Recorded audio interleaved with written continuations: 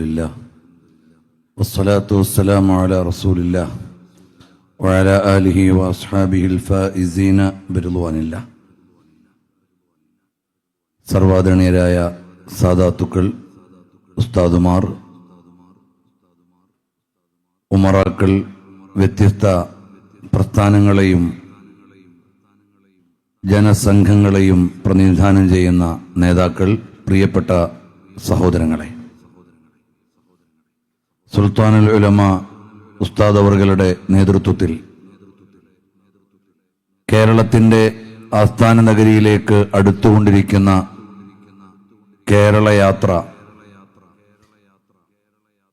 ലോക മനസ്സാക്ഷിയിലേക്ക് സമഗ്രമായ ഒരു വിചാരം പങ്കുവച്ചുകൊണ്ടാണ് സഞ്ചരിച്ചുകൊണ്ടിരിക്കുന്നത്. മനുഷ്യർക്കൊപ്പം എന്ന പ്രമേയം ലളിതവും ഗംഭീരവുമാണ് എന്ന് എല്ലാവരും ഏറ്റെടുത്ത് സമ്മതിച്ചു കഴിഞ്ഞു. മനുഷ്യൻ മനുഷ്യനാകുന്നത് മനനം ചെയ്യുന്ന ജീവി ആയി നിലകൊള്ളുമ്പോഴാണ്. ശരീരം കൊണ്ട് മാത്രം വിശേഷം നൽകപ്പെട്ടവനല്ല മനുഷ്യൻ. അവന്റെ ധിഷണയും ചിന്തയും ഈ ലോകത്തെ എല്ലാ സൃഷ്ടികളിൽ നിന്നും വ്യത്യസ്തമായി മനുഷ്യനെ ഉത്കൃഷ്ടനാക്കുന്നു. ഈ ലോകത്തുള്ളതെല്ലാം ഒരുക്കി വച്ചിരിക്കുന്നത് മനുഷ്യർക്ക് അനുഭവിക്കാനാണ് എന്ന് വരുമ്പോൾ മനുഷ്യന്റെ പ്രാധാന്യം പറയാൻ വേറെ പരാമർശങ്ങളുടെ ആവശ്യമില്ല. പരിശുദ്ധ ഇസ്ലാം മനുഷ്യനെ അവതരിപ്പിച്ച അത്രയും സമഗ്രമായ പ്രയോഗങ്ങൾ വേറെ നമുക്ക് കാണാൻ കഴിയില്ല. ഏറ്റവും ഉത്തമ സൃഷ്ടിയാണെന്ന് പറയുമ്പോഴും അവനിൽ നിന്ന് ഈ ലോകത്തിന് മുഴുവനും കാരുണ്യം ലഭിക്കണമെന്നും എല്ലാത്തിനോടും കൃത്യമായ നീതിയോടും നിഷ്ഠയോടും പെരുമാറണമെന്നും മനുഷ്യനോട് മതം നിർദ്ദേശിക്കുന്നുണ്ട്. ഈ ലോകത്ത് ജീവിക്കുമ്പോഴുള്ള നന്മകൾക്ക് പ്രപഞ്ചത്തിന്റെ അധിപനായ അല്ലാഹുവിങ്കൽ പ്രതിഫലമുണ്ടെന്നും ഈ ജീവിതത്തിന് കൃത്യമായ ഒരു ലക്ഷ്യമുണ്ടെന്നും ഇസ്ലാം പഠിപ്പിക്കുന്നുണ്ട്.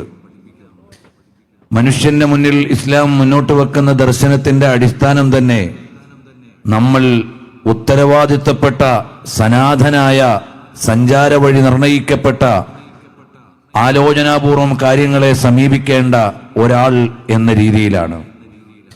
മനുഷ്യർക്കൊപ്പം എന്ന് വിളിച്ചു പറയുമ്പോൾ സ്വാർത്ഥമായ താല്പര്യങ്ങളെ മുഴുവനും വെടിഞ്ഞ് നമ്മൾ ചേർന്ന് സഞ്ചരിക്കാനുള്ള മനോഗതിയിലേക്ക് വരണം എന്നാണ്.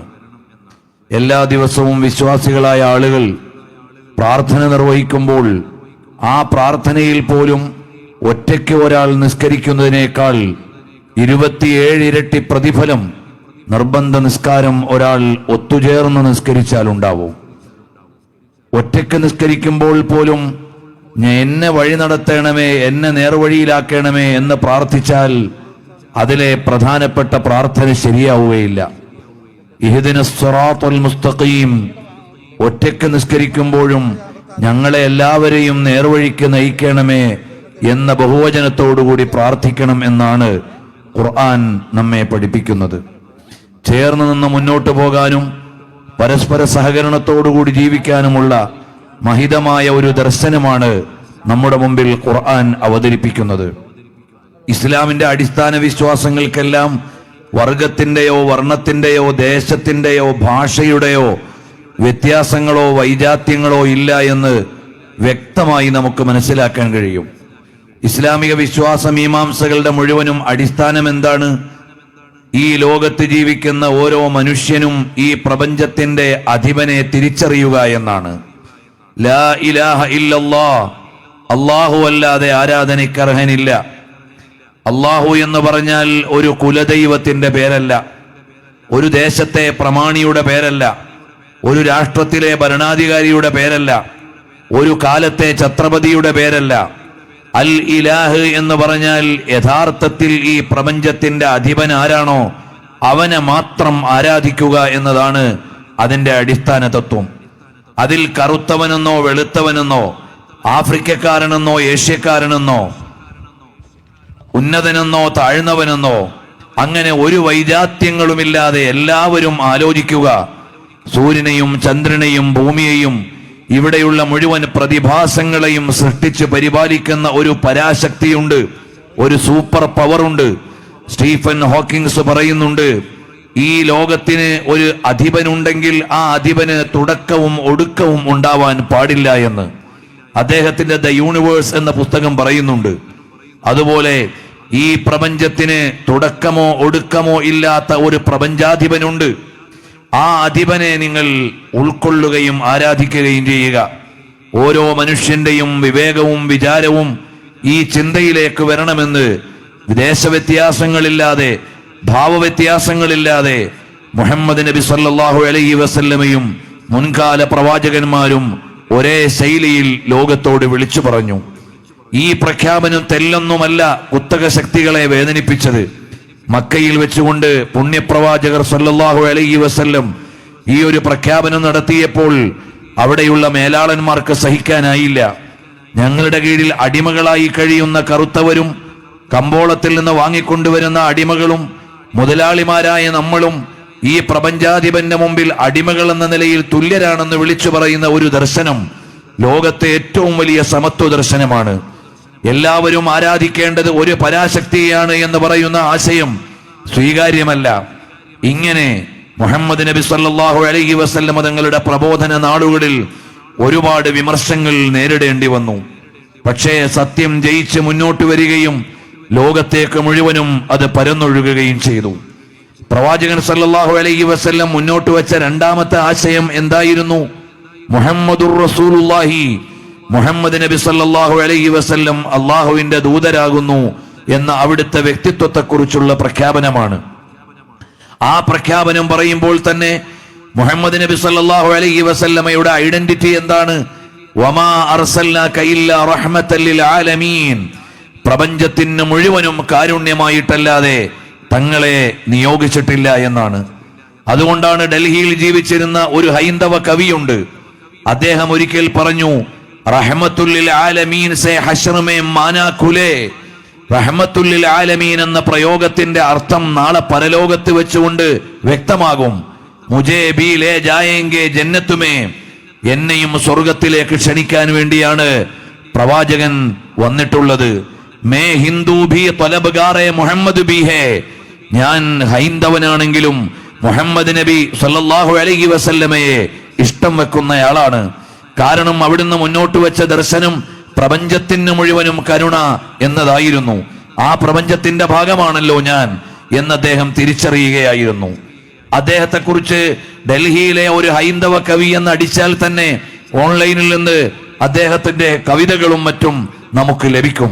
ഇതുപോലെ എല്ലാവർക്കും കരുണയുടെ അരുണപ്രവാഹം നടത്തിയ പുണ്യപ്രവാചകർ സല്ലല്ലാഹു അലൈഹി വസല്ലമ സുന്ദരനായ ഒരു സ്വഹാബി ബിലാൽ റളിയല്ലാഹു അൻഹു എന്ന കറുത്ത നിറമുള്ള സ്വഹാബിയോട് കറമ്പിയുടെ മോനെ എന്ന് വിളിച്ചപ്പോൾ മുഹമ്മദ് നബി സല്ലല്ലാഹു അലൈഹി വസല്ലമ തങ്ങൾ കുലീനനും സുന്ദരനുമായ സ്വഹാബിയോട് ചോദിച്ചു, അല്ല, ജാഹിലീയത്തിന്റെ വിവരദോഷകാലത്തിന്റെ അവശിഷ്ടങ്ങൾ നിങ്ങളിൽ നിന്ന് മാറിയിട്ടില്ലേ എന്നായിരുന്നു.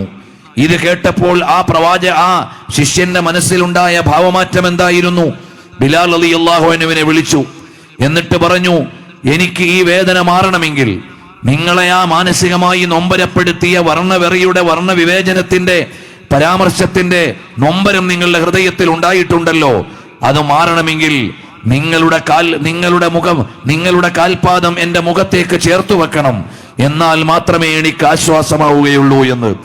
ഈ വിധത്തിലേക്ക് കളർ പ്രജുഡീസും കളർ ഡിസ്ക്രിമിനേഷനും മാറ്റിക്കൊണ്ടുവന്ന് സമത്വത്തിന്റെ മഹാദർശനത്തെ അവതരിപ്പിച്ച തുല്യതയില്ലാത്ത വിലാസമാണ് മുഹമ്മദുർ റസൂലുള്ളാഹി സല്ലല്ലാഹു അലൈഹി വസല്ലം. അപ്പോൾ പ്രവാചകൻ സല്ലല്ലാഹു അലൈഹി വസല്ലമ 1437 വർഷങ്ങൾക്ക് മുമ്പ് ഈ ലോകത്ത് നിന്ന് പരലോകത്തേക്ക് യാത്രയായി. ആ പ്രവാചക പ്രഭുവിന്റെ ദർശനത്തിന്റെ മാധുര്യം ലോകം മുഴുവനും വായിച്ചും അനുഭവിച്ചും കൊണ്ടിരിക്കുകയാണ്. ആ മഹാദർശനത്തെ ലോകത്തെ എല്ലാവരെയും ഒരുമിച്ച് നിൽക്കാൻ പ്രോത്സാഹിപ്പിക്കുകയാണ്. ഇസ്ലാം മുന്നോട്ട് വെക്കുന്ന അടിസ്ഥാനപരമായ വേദഗ്രന്ഥം ഏതാണ്? പരിശുദ്ധ ഖുർആനാണല്ലോ. ആ ഖുർആൻ പറയുന്നത് ഇത് ഒരു പക്ഷത്തുകാർക്ക് വേണ്ടി മാത്രമുള്ള വേദമെന്നല്ല, ഒരു ദേശത്തുകാർക്ക് മാത്രമുള്ള വേദമെന്നല്ല, ഒരു കാലത്തേക്ക് മാത്രമുള്ള വേദമെന്നല്ല. ഹുദൽ ലിന്നാസി വബയ്യിനാത്തിൻ മിനൽ ഹുദാ വൽ ഫുർഖാൻ. മനുഷ്യകത്തിന് മുഴുവനും ഉള്ള മാർഗദർശനമാണിത്. പ്രപഞ്ചത്തിന് മുഴുവനുമുള്ള വഴികാട്ടിയാണിത്. ഇതിൽ പറയപ്പെട്ട പരാമർശങ്ങൾക്ക് മുഴുവനും കൃത്യമായ വിശദാംശങ്ങളും നൽകിയിട്ടുണ്ട്. അങ്ങനെ എല്ലാവർക്കും സ്വീകാര്യമാകുന്ന ഒരു വേദഗ്രന്ഥം, എല്ലാവർക്കും പഠിച്ച് അറിയേണ്ട ഒരു മഹാവ്യക്തിത്വം, എല്ലാവരും ഉൾക്കൊള്ളാവുന്ന അടിസ്ഥാന ദൈവദർശനം, ഇത് ഇസ്ലാം മുന്നോട്ട് വെക്കുമ്പോൾ വൈജാത്യങ്ങൾ ഏതുമുണ്ടായില്ല. അതുകൊണ്ടാണ് ആഫ്രിക്കയിൽ നിന്ന്, ഏഷ്യയിൽ നിന്ന്, യൂറോപ്പിൽ നിന്ന്, ലോകത്തിലെ എല്ലാ ഭൂഖണ്ഡങ്ങളിൽ നിന്നും എല്ലാ ദിവസവും ഒരേ ശബ്ദത്തിൽ, ഒരേ മാധുരിയിൽ, ഒരേ ലക്ഷ്യത്തിലേക്ക് ആളുകൾ പ്രാർത്ഥനകൾ അർപ്പിക്കുകയും ആരാധനകൾ നിർവഹിക്കുകയും ചെയ്തുകൊണ്ടിരിക്കുന്നത്. ഇസ്ലാമിലെ ഓരോ അനുഷ്ഠാനങ്ങൾക്കും യൂണിവേഴ്സാലിറ്റിയുണ്ട്, പ്രാപഞ്ചികതയുണ്ട്.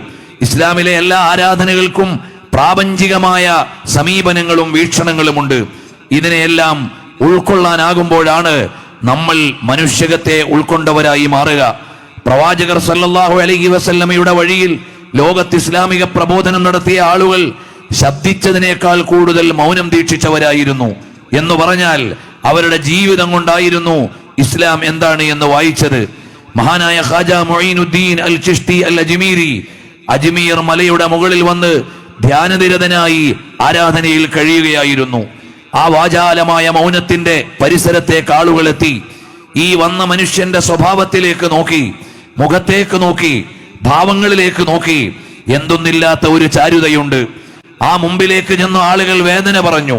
എന്റെ കുട്ടിക്ക് സുഖമില്ലെന്ന് പറഞ്ഞപ്പോൾ നീ ഏത് മതക്കാരനാണെന്ന് ചോദിച്ചില്ല.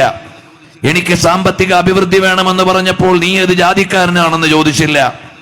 കറുത്തവനും വെളുത്തവനും എല്ലാം വന്നപ്പോൾ നിറത്തിന്റെ പേരിൽ അകറ്റിയും അടുപ്പിച്ചും നിർത്തിയില്ല. ഇങ്ങനെ എല്ലാവരെയും ഉൾക്കൊള്ളുന്ന ഒരു മഹാദർശനത്തിന്റെ മഹൽ വ്യക്തിത്വമാണെന്ന് മനസ്സിലാക്കിയപ്പോൾ ഏറെ ആളുകൾ അടുത്തേക്ക് വന്നു. അങ്ങനെ മില്യൺ കണക്കിന് ആളുകൾ ആ ദർശനത്തിന്റെ ഭാഗമായി മാറി. അതുകൊണ്ടാണ് ഗരീബ് നവാസ് ഖാജ മുഈനുദ്ദീൻ ചിശ്തി റളിയല്ലാഹു അൻഹു പാവങ്ങളുടെ അത്താണിയായി, സുൽത്താനുൽ ഹിന്ദ്, ഇന്ത്യയുടെ ചക്രവർത്തിയായി ഇന്നും പരകോടികൾ സ്വീകരിക്കുകയും ഇപ്പോഴും അവിടെ എല്ലാ മതദർശനത്തിലെയും ആളുകൾ വന്നുകൊണ്ടിരിക്കുകയും ചെയ്യുന്നു.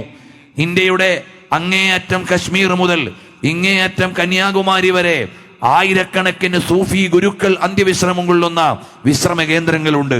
അവിടെയെല്ലാം എല്ലാ മതജാതി വിഭാഗങ്ങളും എത്തിച്ചേരുന്നത് എന്തുകൊണ്ടാണ്? അവർ ജീവിച്ചിരുന്നപ്പോൾ എല്ലാ മനുഷ്യരെയും മനുഷ്യരായി കണ്ടതുകൊണ്ട്. അവരിൽ പലരുടെയും ജീവിതകാലത്തെ പരിചാരകന്മാർ ആരായിരുന്നു എന്ന് ചോദിച്ചാൽ പലപ്പോഴും ഒരേ മതത്തിലെ ആളുകൾ മാത്രമായിരുന്നില്ല. ശ്രീനാരായണ ഗുരുവിനെ ഇവിടെ പരാമർശിച്ചു. അക്കാലത്ത് വർക്കലക്കടുത്ത് താമസിച്ചിരുന്ന സൂഫി ഗുരുക്കളുമായി അദ്ദേഹത്തിന് സമ്പർക്കമുണ്ടായിരുന്നു. ആ സമ്പർക്കത്തിലൂടെയാണ് കരുണാവാൻ നബി മുത്തുരത്നമോ എന്ന് അദ്ദേഹത്തിന് ചോദിക്കാനായത്. ഈ ദർശനങ്ങളുടെ വ്യാപ്തിയെക്കുറിച്ച് മനസ്സിലാക്കാനായത്. സഹവാസം കൊണ്ട് ജീവിച്ചപ്പോഴും ഒരിക്കലെങ്കിലും ആ സൂഫി ഗുരു ശ്രീനാരായണ ഗുരുവിനോട് നീ നിർബന്ധമായും ഇസ്ലാം സ്വീകരിക്കണമെന്ന് പറഞ്ഞുകൊണ്ട് ബലാത്കാരമായി മതത്തിലേക്ക് കൂട്ടിയില്ല. ഇസ്ലാം ജീവിച്ചനുഭവിപ്പിക്കുക എന്ന ഒരു സമത്വ ദർശനത്തെയാണ് അദ്ദേഹം അല്ലെങ്കിൽ ഗുരുക്കൾ നമ്മുടെ മുമ്പിലേക്ക് വെച്ചത്.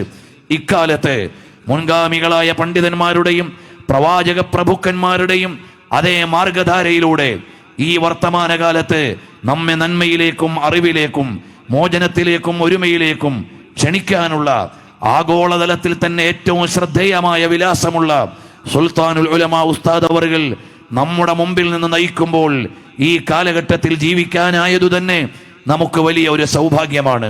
ഇവിടെ ഒത്തിരിക്കാനായത് ഈ കാലഘട്ടത്തിലെ ഒരു ഭാഗ്യദർശനമാണ്.